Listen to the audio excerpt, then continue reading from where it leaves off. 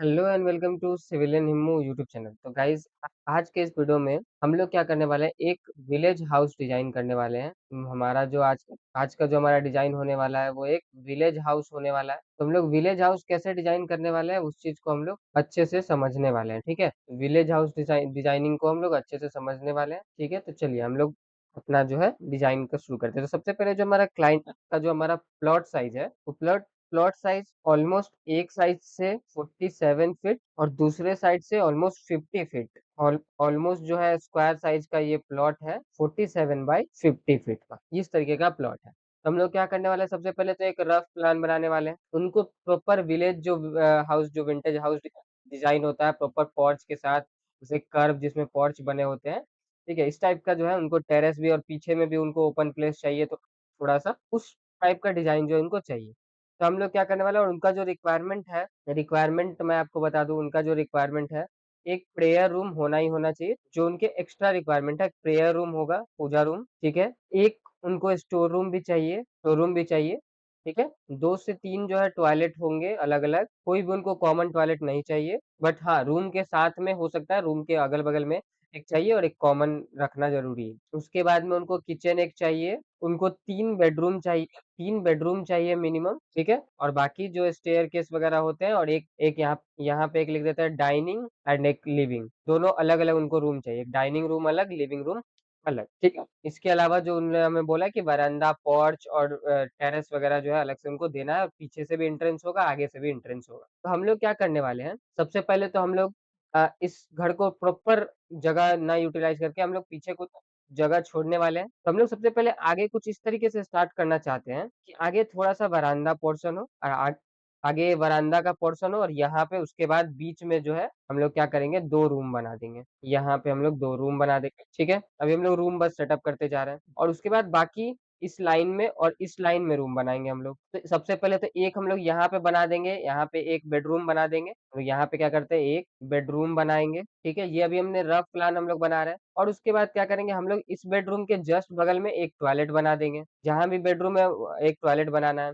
और फिर इसके जस्ट बगल में भी हम लोग एक रूम बना देंगे। तो यहाँ पे भी हम लोग क्या करेंगे, एक पहले टॉयलेट बना देंगे, 2 टॉयलेट हम लोग यहीं पे सेट कर देंगे। और उसके बाद क्या करेंगे, एक हम लोग यहाँ पे भी इस तरीके से पीछे कुछ जगह छोड़ते हुए हम लोग यहाँ पे भी एक बेडरूम बना देंगे। ठीक है, बेडरूम हम लोग बना देंगे। और उसके बाद इसी बेडरूम, जब हम लोग बेडरूम के पास आ ही गए, तो चलिए इससे सटे हम लोग क्या करते हैं, स्टेयरकेस भी बना देते हैं। तो यहाँ पे हमारा स्टेयरकेस हो जाएगा। चलिए, ये हमारा स्टेयरकेस हो गया, और स्टेयरकेस थोड़ा सा एंट्री के पास ही रहना चाहिए। तो हम लोग क्या करते हैं, इस स्टेयरकेस को अगर हमने डिजाइन करा है, तो हम लोग यहीं कहीं से एंट्रेंस भी बना देते हैं। इसको हम लोग ड्रैग करके यहाँ तक लेके आते हैं, और यहाँ से हम लोग एंट्रेंस बना देते हैं नीचे का। देखिए, यहाँ से आदमी एंटर किया और इस साइड से ऊपर जा सकता है, नहीं तो ऐसे हॉल, ये एक तरीके से पैसेज हॉलवे हो जाएगा। ठीक है, और अब हम लोग क्या करते हैं, इस डायरेक्शन में पूरा हम लोग रूम बना देते हैं। एक हम लोग प्रेयर रूम बनाना था, तो एक यहाँ पे हम लोग क्या करते हैं, प्रेयर रूम बना देते हैं, प्रेयर रूम। उसके बाद क्या करते हैं, एक हम लोग स्टोर रूम बना देते हैं। इतना में जो है 2 बनाते हैं, एक हम लोग टॉयलेट भी बना देते हैं, एक स्टोर रूम। यहाँ पे हम लोग क्या करेंगे, यहाँ पे हम लोग पैसेज बना देंगे। थोड़ा सा मैं इसको इरेज कर देता हूँ। ये सब आप पहले कॉपी पे कर लेंगे, तो आपको जो है ऑटो कैड पे ड्राइंग करना आसान हो जाएगा। ठीक है, चलिए, तो ये एक तरीके से हो गया हमारा। यहाँ पे हम लोग एक टॉयलेट बना देंगे, और यहाँ पे स्टोर बना देंगे। ठीक है, टॉयलेट और स्टोर हो गया। एंड उसके बाद हम लोग क्या करेंगे, इससे सटे यहाँ से किचन यहाँ पे बना सकते हैं हम लोग, किचन किचन बना देंगे। एंड देन यहाँ जब किचन हो ही गया है, तो यहाँ पे एक हमारा जो जगह खाली बच गया, तो यहाँ पे भी हम लोग सिमेट्री बैलेंस करते हुए यहाँ पे भी एक बेडरूम बना देंगे। ठीक है, तो आप देख सकते हैं यहाँ पे हमारा जो है ऑलमोस्ट ऑलमोस्ट सब कुछ। और ये जो पूरा एरिया हो गया, ये जो पूरा एरिया है, ये पूरा एरिया क्या हम लोग ओपन छोड़ देंगे, और इसके ऊपर में इसमें टेरेस बना देंगे। ठीक है, तो कुछ इस तरीके का। अब ये जो दोनों हमने छोड़ा है, इसी को हम लोग क्या करेंगे, एक को हम लोग डाइनिंग बना देंगे, और एक को हम लोग लिविंग बना देंगे। अब हम लोग थोड़ा साइज का देख लेते हैं। ठीक है, साइज का कैसे करेंगे, तो सबसे पहले तो ये तो हमारा वरांडा का पोर्शन हो गया, वरांडा का पोर्शन हो गया। ठीक है, इधर भी हमारा क्या है, वरांडा है, वरांडा का पोर्शन हो गया। चलिए, तो अब क्या है, हम लोग सबसे पहले रूम से इधर से डिसाइड करते हैं। तो ये रूम हम लोग का देख सकते हैं, इधर थोड़ा सा ये 47 है। ठीक है, और यहाँ पे हमको 2 रूम डालना है। ठीक है, तो हम क्या करते हैं, एक रूम को थोड़ा छोटा कर देते हैं, इधर वाले रूम को थोड़ा छोटा कर देते हैं, क्योंकि इधर क्या है, किचन, स्टोर रूम, ये सब है। तो ये सब थोड़ा छोटा होना चाहिए अगर इसी रूम के लाइनिंग में आ रहा है। तो इसको हम लोग विड्थ 10 फीट रख देते हैं। ठीक है, अभी हम विड्थ डिसाइड कर रहे हैं, और इसका थोड़ा बढ़ा देते हैं, इसका 12 फीट रख देते हैं विड्थ। ठीक है, 10 12 हमने रख दिया।